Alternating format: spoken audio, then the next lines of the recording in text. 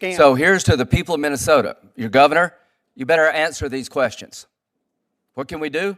We can get you here and hold you accountable.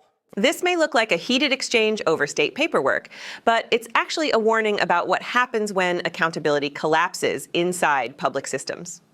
What's really being tested here is whether federal oversight still has teeth when states control the flow of public funds. This raises broader questions about transparency, enforcement, and who answers when safeguards fail. In this video, we'll break down how this confrontation exposes structural weaknesses in oversight and why the outcome matters far beyond one state or one official. Senator Graham. You're telling me that there are companies that are listed that receive transportation payments that don't exist. When I say they don't exist, all they are is registered with the state of Minnesota. They're a slip of paper. They don't exist. They have no office. They have no assets. So it's a scam. It's a total scam. So here's to the people of Minnesota. Your governor, you better answer these questions. What can we do? We can get you here and hold you accountable for the programs you're running in Minnesota. Ms. Robbins, are you here to tell me that the system in Minnesota is broken and you're having a hard time getting people to help you? Thank you. The system is absolutely broken. There are fraud on multiple levels. There are failures of internal controls, and finally, you're we have telling help me your from the state feds. has not been responsive. No, they have actively, I would say, harmed whistleblowers who tried to point it out, and they have tried to shut down investigations. You said fake meals for fake kids. Yes. Would it help if you had to biometrically identify recipients of aid, that they'd have to be biometrically identified to prove they exist? I think it certainly would help. I'm a privacy advocate, so I'd want to understand the details Well, of that. number one, prove you exist. Yes, prove you exist. Like very basic. That's not a privacy problem. If I'm going to give you money, is it too much to ask that you prove you exist? No, that's why we need documentation. Well, that's coming. Not attestation. We're going to fix this. It's coming. We're not going to sit on the sidelines and watch billions of dollars go to organizations that don't exist, rows of daycare facilities that don't provide daycare. It's in Minnesota. Bless you both trying to fix it. Is there any doubt, Mr. Hoke, to the extent of the problem that is billions in Minnesota? Again, we don't know what the number is going to be. It's going to be, it could be 80 billion if you go back. You just don't know. We don't know, but to the point about politicians knowing, so I filed a criminal complaint against Governor Walz for violating the law for not reporting fraud. I think when you ask the Medicaid services in Minnesota, tell us who you give money to, that's not unreasonable. So what I would think this committee should do, quite frankly, is that we should ask for an accounting. When Minnesota sends wants to get reimbursed for SNAP benefits, are you familiar with the SNAP program? Yes, sir. Do you have to provide names who got the benefits, or they just give you a number? My understanding is that there is a list, and the federal government is trying to get it from Minnesota. Well, I'm telling you we can't. Right, they're stonewalling. That's right. They're stonewalling. Taxpayers, minority taxpayers, no matter what the color of your skin, you work hard for your money, and the people at the top in Minnesota are trying to perpetuate the fraud, in my view. You can say what you want to about Trump. That's not why we're here. Seems to me that we would want to make sure that a transportation company on paper actually exists. It seems to me that if we want to feed a kid, they actually exist. And you know what? They're not giving us the data to prove that they actually exist. So how in the world can we, as the federal government, allow this to continue? We are not. Ms. Robinson, are you begging us to help you?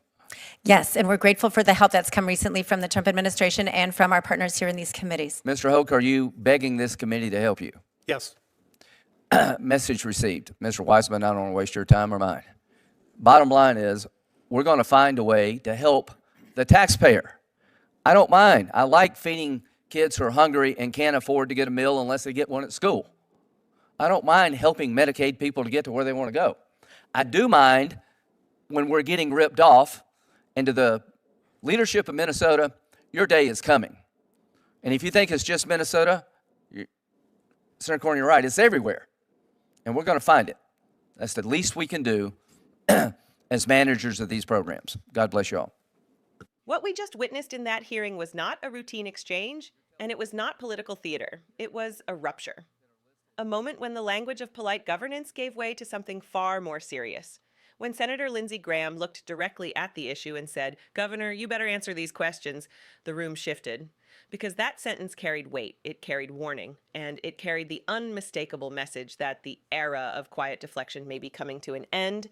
The discussion that followed peeled back a layer that many Americans rarely get to see.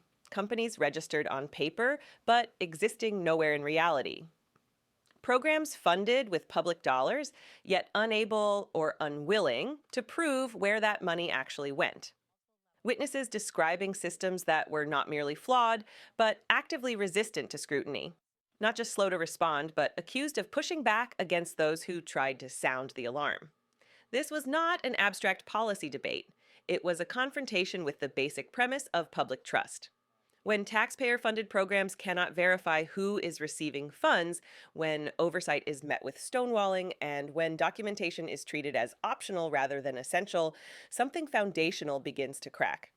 Government does not function on intentions alone. It functions on accountability. And in that hearing, accountability was the central question hanging in the air.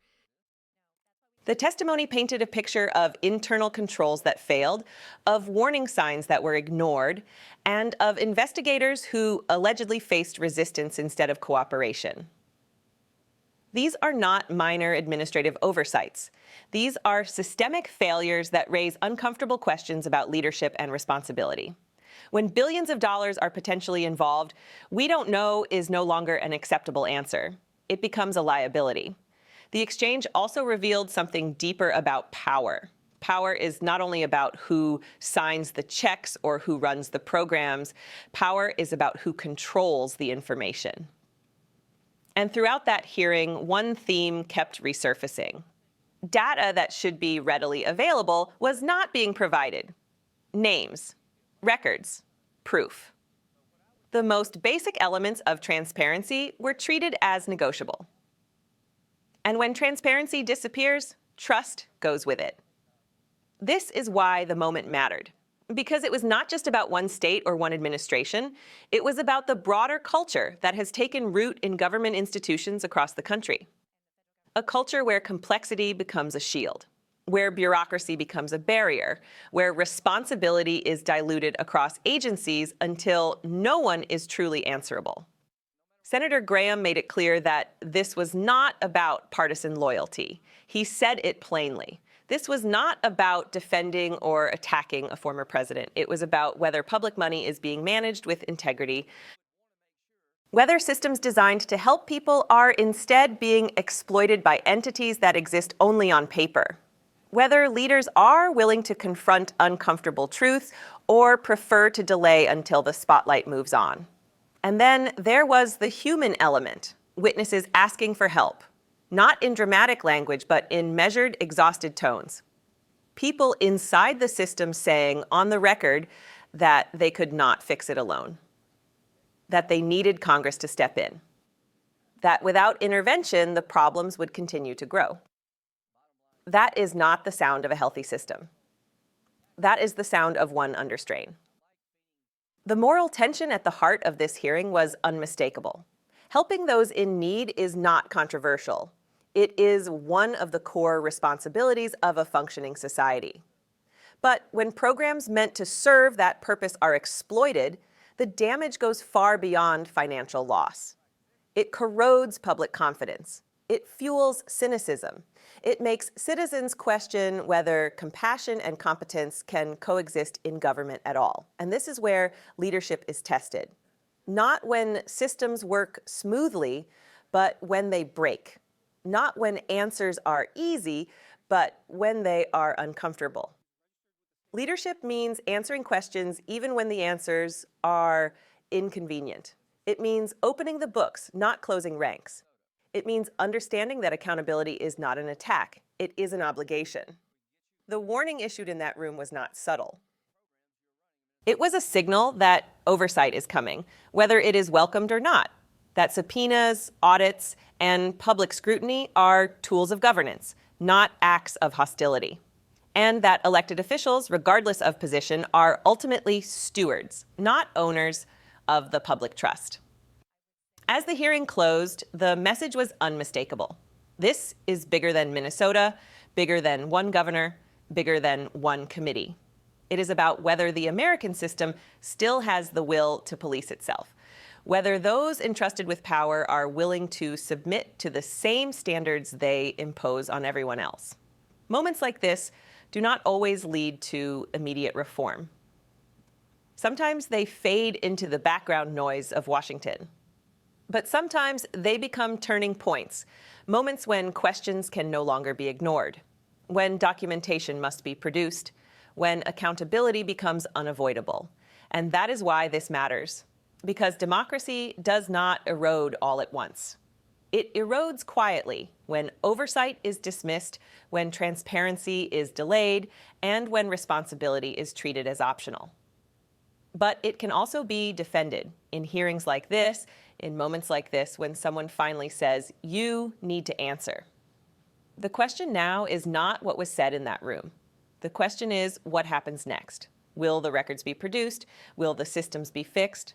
Will those at the top face the scrutiny they have long avoided? That answer will define more than a single investigation. It will define whether accountability still has meaning in American governance. If you believe these moments matter, if you believe transparency is not optional, and if you believe the public deserves the truth, support our work to expose it. Subscribe to Liberty Report USA.